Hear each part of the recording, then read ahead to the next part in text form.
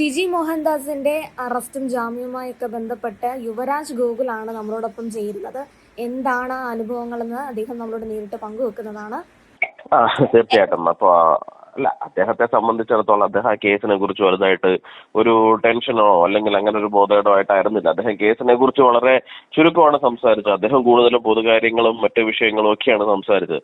ശരിക്കും പറഞ്ഞു കഴിഞ്ഞാൽ ഇത്രയും നമുക്കറിയാലോ ടി.ജിയെ കുറിച്ചിട്ട് നമുക്ക് പ്രത്യേകിച്ച് ആരോടും പറഞ്ഞു തരേണ്ട കാര്യമില്ല. അത്രത്തോളം സാമൂഹിക വിഷയങ്ങളും രാഷ്ട്രീയ വിഷയങ്ങളെ കുറിച്ചിട്ടും ആഴത്തിൽ അറിവുള്ളൊരു മനുഷ്യനാണ്.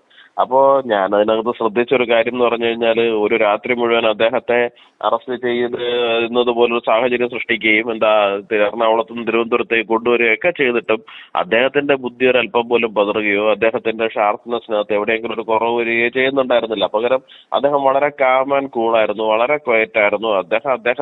അദ്ദേഹം സാധാരണഗതിയിൽ യൂട്യൂബിലൂടെ അല്ലെങ്കിൽ മറ്റു മാധ്യമങ്ങളിലൂടെ നാടിനോട് സംസാരിക്കുമ്പോൾ അവിടെ സംസാരിക്കാൻ അദ്ദേഹത്തിന്റെ മുമ്പിൽ ഒരു ക്യാമറ ഇല്ലാന്നേ ഉണ്ടായിരുന്നുള്ളൂ. അദ്ദേഹം അപ്പോഴും പൊതുകാര്യങ്ങൾ തന്നെയാണ് സംസാരിച്ചുകൊണ്ടത്. അതുകൊണ്ട് അദ്ദേഹത്തെ ഒരു അല്പം പോലും അത് ബാധിച്ചതായിട്ട് എനിക്ക് തോന്നിയതേ ഇല്ല.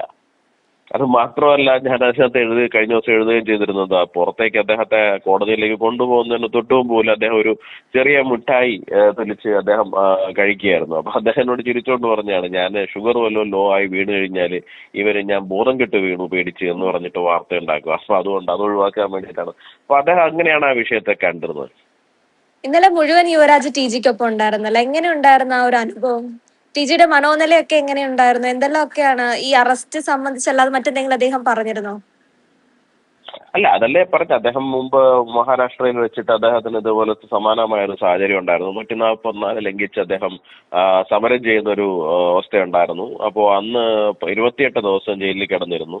അന്ന് ചെറുപ്പമായിരുന്നു. അപ്പൊ ആ സാഹചര്യങ്ങളെ കുറിച്ചിട്ട് പറഞ്ഞു. അതുപോലെ തന്നെ അന്ന് ജാമ്യം വേണ്ട എന്ന് കോടതിയോട് അങ്ങോട്ട് പറയായിരുന്നു. കോടതിക്ക് എത്ര നാള് അല്ലെങ്കിൽ സംവിധാനത്തിന് എത്ര കാലം എന്നെ കസ്റ്റഡിയിൽ വെക്കണോ അത്രയും കാലം കസ്റ്റഡിയിൽ വെച്ചതിന് ശേഷം വിടുക എന്നുള്ളതായിരുന്നു. ഇവിടെയും അതേ നിലപാടായിരുന്നു അദ്ദേഹത്തിനുണ്ടായിരുന്നത്. പക്ഷേ ശാസ്ത്രമംഗൽ അജിത് സാറായിരുന്നു അഡ്വക്കേറ്റ്. അദ്ദേഹം ഉൾപ്പെടെയുള്ളവർ നിർബന്ധിക്കുകയും കുടുംബം ഉൾപ്പെടെയുള്ള എല്ലാവരും സംഘടന ഉൾപ്പെടെയുള്ളവർ എല്ലാവരും നിർബന്ധിക്കുകയും ചെയ്തുകൊണ്ട് മാത്രമാണ് ആ നിലപാട് മാറ്റുന്നത് എന്നാണ് എന്നോട് പറഞ്ഞത്.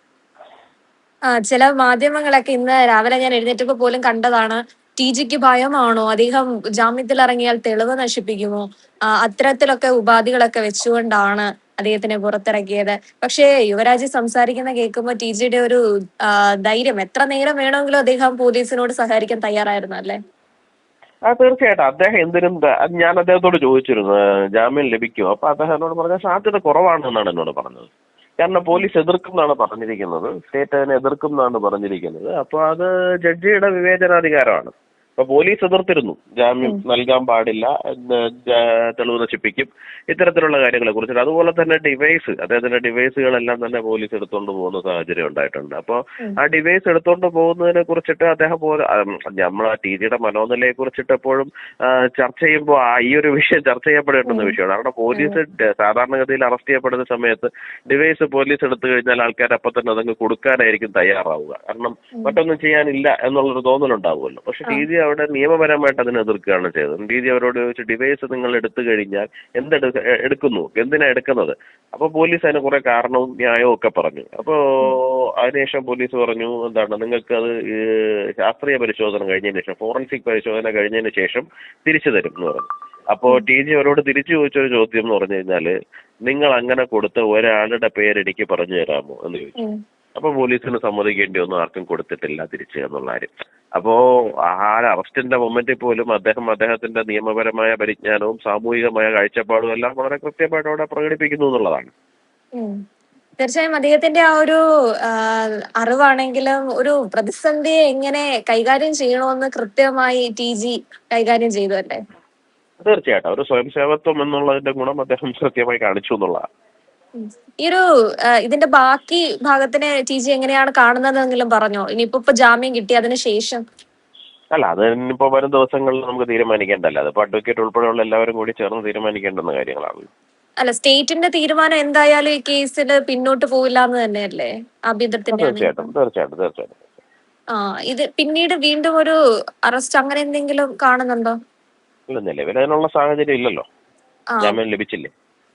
ഈ ബാക്കി മാധ്യമങ്ങളിലൊക്കെ ഇങ്ങനെ വരുന്നത് പോലെ ഞാൻ തുടക്കത്തിൽ തന്നെ പറഞ്ഞില്ല, ഇന്ന് രാവിലെ ഞാൻ കാണുന്നതാണ്, ഒരു മാധ്യമത്തിൽ എഴുതിയിരിക്കുന്നു ടി ജിക്ക് ഭയമാണോ, ടി ജി ഭയപ്പെട്ടു പോയോ. പിന്നീട് ഈ തെളിവ് നശിപ്പിക്കാന്ന് പറയുമ്പോൾ അദ്ദേഹം ചെയ്ത വീഡിയോ നശിപ്പിക്കാനുള്ള അത് മാത്രമല്ലേ ഉള്ളൂ. അല്ല ഇത് പോലീസിന് എന്തെങ്കിലും പറയണ്ടേന്നേ. ഏ ഓ. അതായത് ജാമ്യം ലഭിച്ചു കഴിഞ്ഞാൽ ഇയാള് കൊടും ഭീകരനാണ്, ഇയാള് ബോംബ് വയ്ക്കും എന്നൊന്നും പറയാൻ പറ്റില്ലല്ലോ. അപ്പൊ പിന്നെ എന്താ പറയാൻ കഴിയുക? അദ്ദേഹം തെളിവ് നശിപ്പിക്കുമെന്ന് മാത്രമേ പറയാൻ കഴിയുള്ളൂ. മറ്റൊന്നും തന്നെ പറയാൻ വേണ്ടിയിട്ട് സാധിക്കില്ല. എന്ത് തെളിവ് നശിപ്പിക്കാനല്ലേ? അതല്ലേ കോടതി ചോദിക്കുന്നത്. എന്ത് തെളിവ് നശിപ്പിക്കാനല്ലേ? യൂട്യൂബിൽ കിടക്കുന്ന ഒരു സാധനമാണ്. കൂടി പോയാൽ വീഡിയോ ഡിലീറ്റ് ചെയ്യാം. അതിന്റെ അപ്പുറത്തേക്ക് വേറെ എന്താ ചെയ്യാൻ പറ്റുക? അതും അദ്ദേഹമല്ല ചെയ്യേണ്ടത്. ആ ഓൺലൈൻ മാധ്യമമാണ്. പത്രിക എന്ന് പറയുന്ന ഒരു ഓൺലൈൻ മാധ്യമത്തിനാണ് അദ്ദേഹം ബൈറ്റ് കൊടുത്തിരിക്കുന്നത്. അതെ. അപ്പൊ അവരുടെ പ്രോപ്പർട്ടി ആയിട്ടാണ് അത് നിൽക്കുന്നത്. അപ്പൊ അവരാണത് ഡിലീറ്റ് ചെയ്യണോ അത് അവിടെ കണ്ടിന്യൂ ചെയ്യണോ എന്നുള്ള കാര്യം തീരുമാനിക്കേണ്ടത് അവരാണ്, അല്ലാണ്ട് ടി ജി അല്ല. അപ്പോൾ ആ വിഷയത്തിനകത്ത് മറ്റേ പോലീസ് പറയുന്ന വാദങ്ങൾ വളരെ ബാലിശമാണ്. അപ്പോ ബാക്കി ഈ പോലീസിന്റെ വാദങ്ങളും പിന്നീട് ബാക്കിയുള്ള മാധ്യമങ്ങളും അത് അല്ല, ഈ മാധ്യമങ്ങൾ ഇപ്പൊ ഭയമാണോ എന്ന് ചോദിച്ചു കഴിഞ്ഞാല് ഞാനൊരു കാര്യം ചോദിക്കട്ടെ. ടി ജി എന്താ ഇവിടെ ബോധം കെട്ട് വീണോ? ടി ജി എല്ലാം നിലവിളിച്ചോ, കരഞ്ഞോ, പേടിച്ചോ? ഒന്നുമില്ലല്ലോ. ടി ജി വളരെ കൂളായിട്ട് ചിരിച്ചുകൊണ്ട് ആ സാഹചര്യത്തെ നേരിടുക മാത്രമാണ് ചെയ്തിരിക്കുന്നത്. അല്ലാണ്ട് ഇവിടെ ചില ഭയരാജന്മാരെ പോലെ ബോധം കെട്ട് വീഴുകയും സ്ട്രെച്ചറിലെടുത്തോണ്ട് പോവുകയും ചെയ്യുന്ന സാഹചര്യം ഒന്നും ഉണ്ടായിട്ടില്ലല്ലോ. അപ്പൊ അതുകൊണ്ട് അവര് ഭയക്കുന്നോ ഇല്ലയോ എന്നൊക്കെ ഉള്ള കാര്യം പൊതുജനത്തിന് അറിയാമേ. തീർച്ചയായും ചിരിച്ചുകൊണ്ട് പോകുന്ന ടി ജിയുടെ മുഖം നമ്മൾ കണ്ടതാണ്. ഇത്ര കൂളായിട്ട് നിങ്ങൾ കൊണ്ടുപോയിക്കോളൂ. പിന്നെ പോലീസും പറഞ്ഞിരുന്നു എല്ലാത്തിനും കൃത്യമായി സഹകരിക്കുന്നുണ്ട്, ഒരു വിമുഖതയും കാണിക്കുന്നില്ല, മിണ്ടാതിരിക്കുന്നില്ല, സംസാരിക്കുന്നുണ്ട് എന്നൊക്കെ പറഞ്ഞിരുന്നു. പിന്നീട് മറ്റൊരു വിഷയം കൂടെ എനിക്ക് ഇതിനോട് ചോദിക്കാനുണ്ട്. ഇപ്പോ ടി ജി അറസ്റ്റ് ചെയ്തിട്ടുള്ള ഈ വകുപ്പുകൾ പ്രകാരമുള്ള കുറ്റകൃത്യങ്ങൾ ഉണ്ടല്ലോ. അപ്പോ ഇത് ചെയ്തിട്ടുള്ള അല്ലെങ്കിൽ ഇതേ കുറ്റകൃത്യങ്ങളിൽ പെടുന്ന മറ്റു പലരും ഇതേപോലെ പുറത്ത് നിൽക്കുന്നുണ്ടല്ലോ. ആ ഒരു സാഹചര്യവും പരിശോധിച്ചില്ലേ? അല്ല, അത് എന്താ വെച്ച് കഴിഞ്ഞാൽ ഇപ്പൊ ജാൻമണി വിഷയമുണ്ട്. ജാൻമണി വിഷയവുമായി ബന്ധപ്പെട്ട് നമ്മൾ പരാതി കൊടുക്കുന്ന സമയത്ത് അതിനകത്തുള്ളൊരു ലീഗൽ ഇഷ്യൂ എന്ന് പറഞ്ഞു കഴിഞ്ഞാൽ അഫക്റ്റഡ് പാർട്ടി ആയിരിക്കണം നേരിട്ട് കൊടുക്കേണ്ടുന്നത് എന്നുള്ള ഒരു പ്രശ്നമാണ് പോലീസ് ഉൾപ്പെടെ നമ്മളോട് അന്ന് പറഞ്ഞത്. ഇവിടെ ടി ജി പറഞ്ഞതിനകത്ത് ഏത് അഫക്റ്റഡ് പാർട്ടിയാണ് ഉണ്ടായിരുന്നത് എന്നുള്ള കാര്യത്തെ കുറിച്ചിട്ട് നമുക്കറിയില്ല.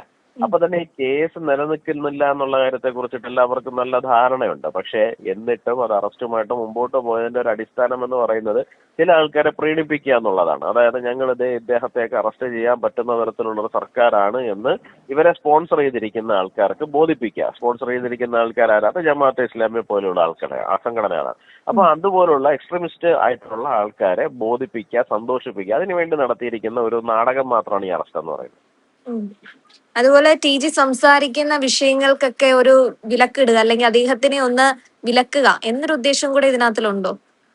സ്വാഭാവികമായിട്ടും ഉണ്ടാകാമല്ലോ. കാരണം അവരെ വളരെയധികം അലോസരപ്പെടുത്തുന്നതാണ് മറ്റുള്ളവർ സത്യം പറയുന്നത്. അപ്പോ ഫാക്ടുകളുടെ അടിസ്ഥാനത്തിൽ അത്തരം വിഷയങ്ങളെ അവതരിപ്പിക്കുമ്പോൾ സമകാലീന രാഷ്ട്രീയമാവട്ടെ അല്ലെങ്കിൽ മറ്റുള്ളതാകട്ടെ അത് അവതരിപ്പിക്കുന്നത് സ്വാഭാവികമായിട്ട് ഇഷ്ടപ്പെടാത്ത ഒരുപാട് ആൾക്കാരുണ്ട്. അപ്പൊ പലരെയും നിശബ്ദരാക്കുക എന്ന് പറയുന്നതും അവരുടെ തന്നെ അജണ്ട ആയിരിക്കുമല്ലോ.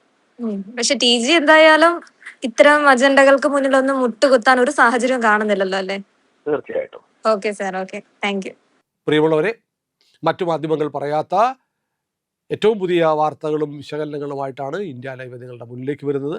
നമ്മുടെ ചാനൽ കാണണം, ഒരുപാട് പേരെ കാണിക്കണം, അവരോടൊക്കെ ചാനലിൻ്റെ വരിക്കാരാവാൻ പറയണം, സബ്സ്ക്രൈബ് ചെയ്യണം. ചെയ്യാത്ത ആളുകൾ ഉറപ്പായിട്ടും ചെയ്യണേ.